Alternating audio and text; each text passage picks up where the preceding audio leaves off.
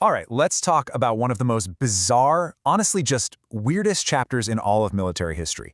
We're talking about a story where a modern, battle-hardened army declared war on a bunch of birds, and get this, they lost. This is the unbelievable but totally true story of Australia's Great Emu War. And I'm not kidding, that's not a metaphor, it's not some kind of joke. In 1932, the actual Royal Australian Artillery, we're talking heavy machine guns, went toe-to-toe with an army of flightless birds. And the birds won. So you've got to be asking, how in the world did this even happen?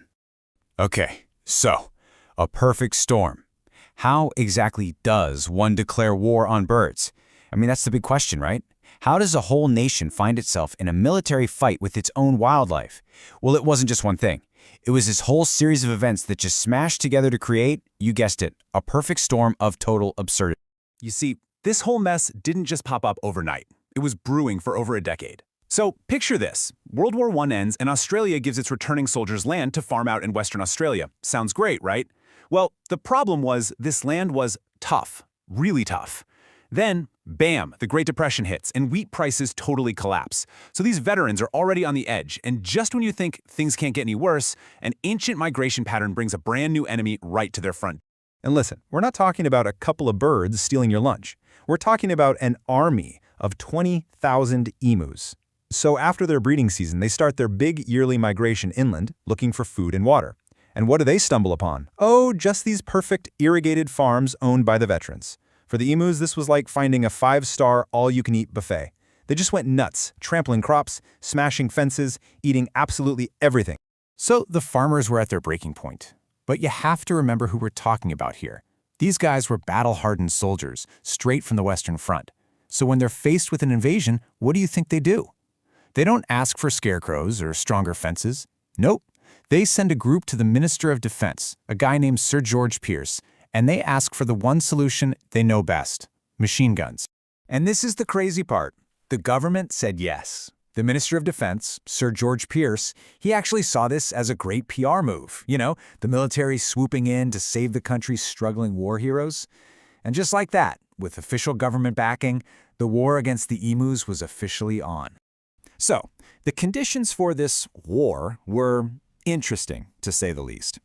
The military said, okay, we'll give you the guns and the soldiers. The Western Australian government said, we'll cover the transportation. But then there was this weird twist. The farmers, the ones who were already struggling, they had to pay for the ammunition, for every single bullet. So the guy they put in charge of all this was Major G.P.W. Meredith. And his arsenal? It was pretty serious. He had 2 Lewis machine guns. These things could fire 600 rounds a minute and a whopping 10,000 rounds of ammo. He was so sure this was going to be a quick and easy victory, he actually invited a news camera crew to film the whole glorious slaughter. Yeah, that didn't age well. Right, so let's get into the emu's guerrilla tactics, because this was really a campaign of failures. I mean, the stage was set for a total massacre. The soldiers are confident, the cameras are rolling, and the enemy, well, it's a bunch of birds. But, as it turns out, the emus had a few tricks up their sleeves. This is where the story just gets humiliating for the army. Okay, first encounter. It's November 2nd. The troops spot their first group, about 50 emus. They set up the machine guns, they take aim, they open fire, and what happens next just blows their minds. The emus don't panic and run together like they expected. Nope, they instantly split into small groups and just scatter, running in every direction at like 50 kilometers an hour. The big heavy guns just couldn't keep up. The grand total after all that? Maybe a dozen kills. All right, so next up, the ambush at the dam. Major Meredith was probably a little confused, but he wasn't giving up. He gets his men together and comes up with a new plan.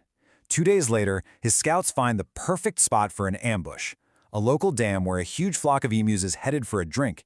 He's thinking, this is it. This is the perfect kill zone. And look at this number. We're talking over 1,000 emus walking right into their trap. The soldiers just waited, nice and patient, letting the birds get super close, well within point-blank range. There was just no way they could miss this time, right? The stage was set for a massive victory. So what was the result? The order is given.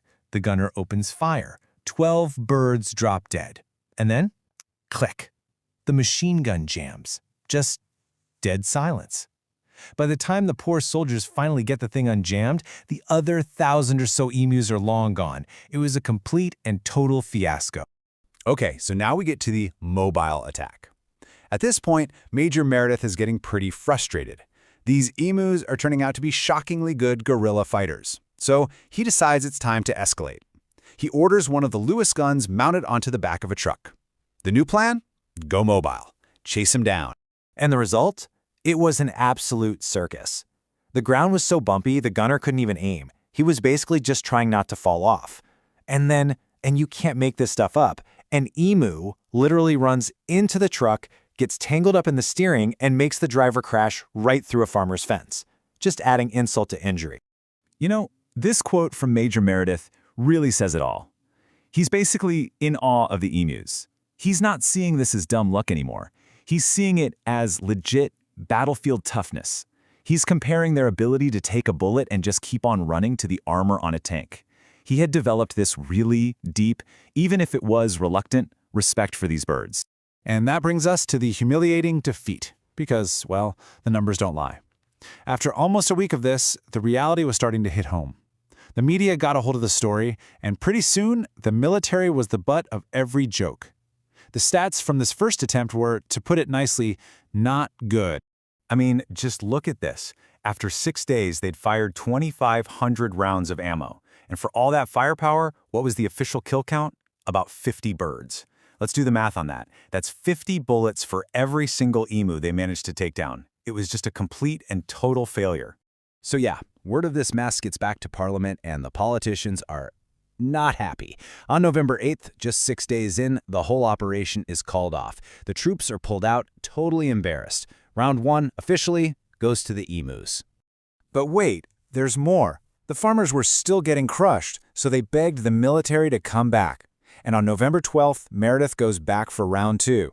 And okay, this time they did a little better, claiming almost 1,000 kills. But look at the ammo. It still took almost 10,000 rounds. That's 10 bullets per bird. With thousands and thousands of emus still running around, this was just not going to work. So, the military operation finally ends for good in December. They tried to spin it as a victory, but everybody knew the truth. The crops were still getting wrecked. So what actually solved the problem? Well, it wasn't the army. It was something way simpler, and it all came down to basic economics. I mean, you couldn't have two more different approaches. On one hand, you've got the military. It's high-tech, expensive, centrally planned, and it failed, like spectacularly. And on the other hand, the government just introduced a simple bounty system. They offered cash to local hunters for every emu. It was simple, it was handled by locals, and it was all about incentives. And the results? They really do speak for themselves. In just 6 months, local hunters claimed over 57,000 bounties. Turns out, a couple of locals with a financial incentive and regular rifles were way more effective than the entire Royal Australian Artillery with their machine guns. The problem was, finally, under control. So what's the big lesson from the Great Emu War? Yeah, it's a funny story about the army getting totally owned by birds, but it's also a pretty good lesson in how to solve problems. The fanciest, most high-tech solution isn't always the best one. And maybe the biggest takeaway is this: never, ever underestimate your opponent, especially when they're as tough as tanks. Which leads me to one last question for you all. If you had to go up against an animal army, which one would you pick? Because after learning about this, I can tell you one thing for sure. Emus are definitely off my list.